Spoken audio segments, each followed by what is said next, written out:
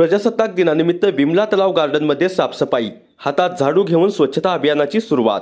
नमस्कार, आपण पाहताय न्यूज कट्टा एक्सप्रेस। प्रजासत्ताक दिनाचे औचित्य साधून उरण नगर परिषदेच्या नगराध्यक्ष भावनाताई घाणेकर, उरण नगर परिषदेचे नगरसेवक, सामाजिक कार्यकर्ते संतोष पवार, मॉर्निंग कट्टा बिमला तलाव या संघटनेचे सर्व सदस्य, ज्येष्ठ नागरिक, उरण नगर परिषदेचे कर्मचारी यांनी उरण शहरातील बिमला तलाव गार्डनमध्ये हातात झाडू घेऊन कचरा साफसफाई केली। कचरा गोळा करून त्याची विल्हेवाट लावली।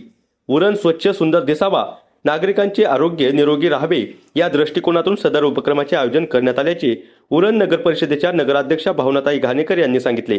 या स्वच्छता अभियानातून उरणमध्ये होणारा कचरा समस्यांचे लवकरच निवारण करण्यात येणार असल्याचेही भावनाताई घाणेकर यांनी सांगितले। कट्टाचे सगळेच ज्येष्ठ नागरिक सहकारी झाले, त्याचा आम्हाला आनंद वाटतो।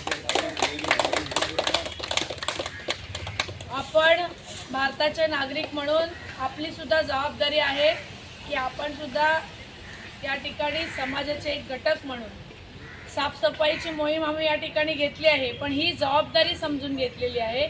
यामध्ये सगळे नगरसेवक असतील, विविध पक्षाचे पदाधिकारी असतील, समाजसेवक असतील किंवा या ठिकाणचे ज्येष्ठ नागरिक सहभागी झाल्याचा जास्त आनंद या ठिकाणी आम्हाला होतोय। थोडंसं साफ केल्याच्या नंतर किती स्वच्छ दिसतं, म्हणून स्वच्छता ही सगळ्यात स्वच्छ उरण सुंदर उरण हे आमची सगळ्यात मोठी जबाबदारी आहे। आणि पहिले तर आम्ही स्वच्छतेकडे लक्ष दिलेलं आहे। आपण बघाल बोरी इथे बोऱ्यामध्ये असलेलं डम्पिंग ग्राउंड या ठिकाणी क्लिअर झालेलं आहे। कचरा सुद्धा हळूहळू उचलला जातोय। आम्हाला सुद्धा तुमचं सुद्धा सहकार्य पाहिजे सगळ्यांना। आपण साफसफाई उरणकर कचरा करतील आणि आम्ही सगळेजण साफ करू, ही जबाबदारी आमची सुद्धा आहे आणि उरणकरांची सुद्धा आहे। त्यामुळे पुन्हा एकदा प्रजासत्ताक दिनाच्या शुभेच्छा देते आणि थांबते। जय हिंद, जय भारत माता की जय, भारत माता की जय, भारत माता की।